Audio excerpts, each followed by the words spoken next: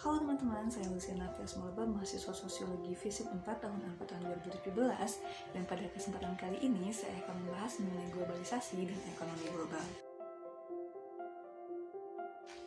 Dalam sosiologi, globalisasi dapat diartikan sebagai sebuah relasi yang mana berupa interaksi atau pengaruh yang datang dari jauh atau dari negara-negara lain di belahan dunia. Globalisasi bisa dilihat melalui fenomena distribusi barang dan jasa, kultur dan bahasa, atau peristiwa lain lintas negara. Dalam globalisasi, ada interseksi peristiwa antara peristiwa-peristiwa global juga dengan peristiwa-peristiwa lokal. Menurut Gidan sendiri, globalisasi saat ini telah menghapus jarak dan waktu dalam menjalin sebuah relasi yang mana artinya kita bisa mengalami kejadian yang sama meskipun berbeda tempat namun di waktu yang sama. Sementara itu, menurut Charles Sumarjan, globalisasi diartikan sebagai terbentuknya suatu sistem organisasi atau komunikasi masyarakat di seluruh dunia. Globalisasi ini kemunculannya ditandai dengan kemunculan teknologi dan informasi yang semakin hari semakin berkembang dalam memudahkan aktivitas-aktivitas di seluruh dunia terkait aspek ekonomi, politik, budaya, dan berbagai jenis lainnya. Dengan berkembangnya teknologi dan sistem informasi, masyarakat dunia dapat mengakses berbagai hal dari belahan dunia lainnya. Maka dari hal tersebut, globalisasi menjadi salah satu penyebab perubahan sosial.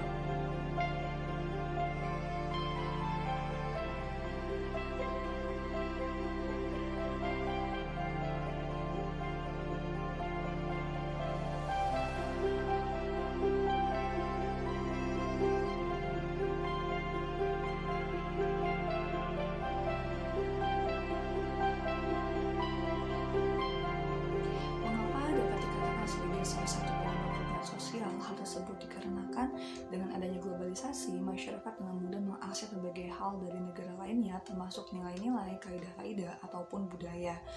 Hal mudah yang bisa kita lihat di Indonesia sendiri adalah tren fashion. Masyarakat Indonesia, terkhususnya perempuan, pada masa lalu mengenakan kebaya. Namun saat ini, gaya busana perempuan beragam jenisnya akibat memiliki berbagai macam kiblat fashion, baik itu dari Barat ataupun dari Asia. Contohnya saja Korean style atau American style. Globalisasi memiliki dampak yang bisa kita lihat melalui dua sisi positif dan sisi negatif. Sisi positif yang bisa kita lihat contohnya adalah kita dipermudah untuk berkomunikasi dengan siapapun, tidak peduli dia dari negara manapun, kita bisa berkomunikasi dengannya, kita bisa berkenalan dengan mereka, kita bisa berbagi pengetahuan dengan mereka, dan pengetahuan pun semakin berkembang. Kita bisa mengembangkan pengetahuan kita bukan hanya pada skala lokal dan nasional, tapi kita bisa mengembangkan pengetahuan kita dalam skala internasional maupun global. Kita juga dapat menerima banyak informasi dari negara lainnya sehingga kita bisa update dan memantau kondisi suatu negara misalkan dari jauh, tidak perlu datang ke negara tersebut atau apapun, karena dengan cepat misalnya terjadi suatu peristiwa di suatu negara, dengan cepat juga kita bisa mengetahui peristiwa tersebut. Tidak lebih dari satu hari kita bisa mendapatkan banyak informasi mengenai hal tersebut. Jika ada sisi positif, maka ada juga sisi negatif. Hal tersebut bisa kita lihat di Indonesia sendiri, misalkan kita sudah jarang menggunakan bahasa ibu kita sudah jarang menggunakan bahasa daerah kita lebih sering menggunakan bahasa Indonesia, atau bahkan untuk tuntutan sosialisasi di masyarakat dunia, kita lebih tertarik untuk mengembangkan bahasa asing, untuk mengembangkan bahasa yang lebih menunjang kita dalam mencapai tujuan-tujuan kita di ranah global atau ranah internasional. Globalisasi juga berdampak besar pada aktivitas ekonomi. Nah, menurut James Peters, ada 3 argumen yang selalu digunakan untuk menjelaskan betapa berkembang pesatnya globalisasi. Yang pertama itu revolusi informasi, yang kedua permintaan pasar dunia, dan yang ketiga adalah logika kapitalisme. Dan dengan argumen tersebut, kita dibawa kepada keuntungan pemilik modal. Karena misalkan dari argumen kedua, permintaan pasar dunia, maka dari situ pemilik modal akan menciptakan berbagai macam produk. Lalu mereka akan memasarkannya, mereka akan mendapatkan keuntungan sebesar-besarnya, dan masyarakat dimonitor. Karena mau tidak mau masyarakat harus mengikuti arus perkembangan zaman tersebut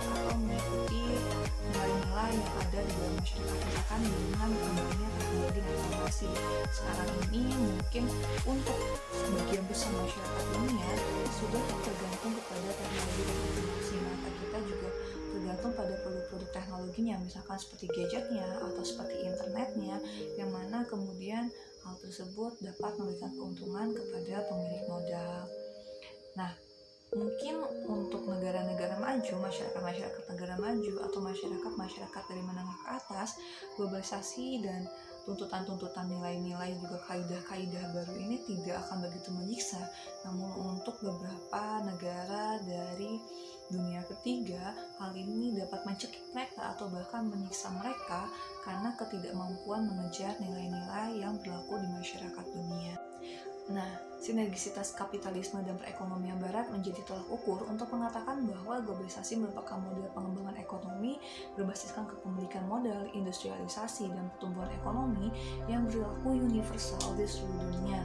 Hal tersebut dikampanyekan oleh banyak peneliti ekonomi di seluruh dunia yang mengatakan bahwa kapitalisme sebagai model dan sistem ekonomi baku di dunia. Nah, langkah awalnya itu dengan cara mempopulerkan kata atau pengetahuan mengenai globalisasi dalam literatur pengetahuan.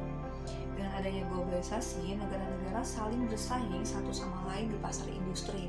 Negara yang mampu menghasilkan keuntungan paling banyak atau paling besar adalah mereka yang menguasai negara-negara lain atau yang menguasai dunia.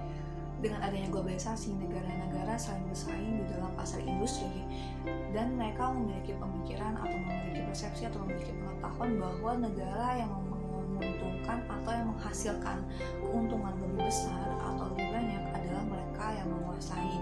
Negara-negara yang menguasai itu juga yang mempengaruhi negara lain dalam menentukan struktur atau arus ekonominya. Pertentangan negara-negara dalam memperebutkan bahwa dia menguasai dunia atau dia adalah negara yang paling hebat atau mungkin dia adalah negara yang pantas menjadi kiblat ekonomi negara lainnya sudah terjadi sejak lama.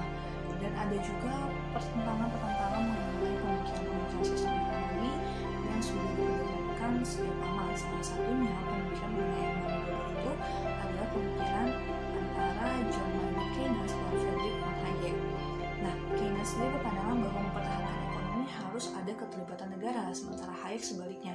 Dia berpandangan bahwa campur tangan pemerintah atau negara dalam ekonomi adalah ancaman bagi kebebasan perdebatan dalam kekuasaan pasar. Pemikiran itu terus diperdebatkan, terus mengalami dinamika dalam setiap perubahan situasi sosial ekonominya. Dengan proses globalisasi, pemikiran mereka itu menyebar ke berbagai negara dan menjadikan analisis dasar dalam menentukan perekonomian suatu negara. Nah, dengan hal tersebut, perekonomian negara, jika satu negara berkembang pesat dengan suatu pemikiran dan kemudian dia menjadi kiblat negara lain, maka negara lain pun akan mengikuti sistem tersebut. Nah, sementara ketika negara tersebut jatuh atau ketika negara tersebut mengalami krisis perekonomian, negara lain pun yang semula menjadikannya kiblat atau mengikuti sistem ekonomi suatu negara tersebut akan ikut jatuh atau akan ikut hancur. Bagi para pencinta globalisasi dipandang dapat memajukan negara yang berkembang atau negara yang masih miskin. Tapi dalam kenyataannya, globalisasi menuntut negara-negara bersaing, menuntut negara-negara berkembang bersaing pula dengan negara-negara yang sudah maju, dan hal-hal tersebut juga yang menyiksa atau menyesakan atau menghancurkan negara berkembang itu sendiri. Globalisasi ini masih menjadi perdebatan, apakah dia menekan angka kemiskinan atau dia malah meluaskan angka kemiskinan di dunia. Namun jika dilihat dari pengalamannya, negara-negara berkembang yang bersaing dalam mengikuti arus globalisasi, mereka malah menjadi terjerat hutang dan kemudian muncul dampak-dampak lainnya seperti kemiskinan di negaranya atau pengangguran di negaranya. Selain itu juga terdapat ketimpangan jika terjadi globalisasi ini bagi negara maju dan negara berkembang ataupun di dalam negaranya itu sendiri, misalkan dengan ketimpangan pendapatan atau ketimpangan pendidikan yang terus menjadi permasalahan klasik yang selalu disangkut-pautkan dengan globalisasi. Banyak ahli yang berpendapat bahwa kemiskinan dikarenakan individunya sendiri yang malas atau tidak mampu mengembangkan diri sendiri, sehingga tidak mampu berdiri di atas kaki sendiri dan menghidupi diri sendiri, sehingga banyak program yang mengusahakan pengembangan individu tersebut. Namun menurut David Makarov, kemiskinan bukan hanya dikarenakan individunya sendiri, namun kemiskinan juga salah satunya disebabkan oleh globalisasi dan kemiskinan memang dibentuk secara struktural. Maka dari itu, solusi yang diungkapkan Makarov seperti subsidi, kemudahan kredit bagi usaha mikro, dan peningkatan pajak bagi orang kaya. Meskipun solusi-solusi tersebut dirasa kurang mencukupi. Jika memang ingin terwujud tatanan yang setara, terbebas dari kemiskinan, dan memang jika kemiskinan dibentuk secara struktural, maka yang harus diubah adalah strukturnya, entah itu sistem ekonominya atau pelaksanaannya. Meskipun dalam tahapan ini globalisasi dan sistem ekonomi global sangat sulit dirubah.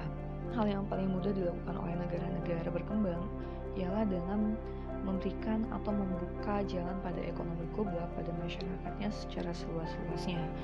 Kita tidak perlu anti globalisasi atau tidak perlu anti ekonomi yang ada di global, namun kita bisa kembali lagi kepada negara-negara tersebut bagaimana mengatur ekonomi dan bagaimana memberdayakan masyarakatnya agar dapat bersaing secara global.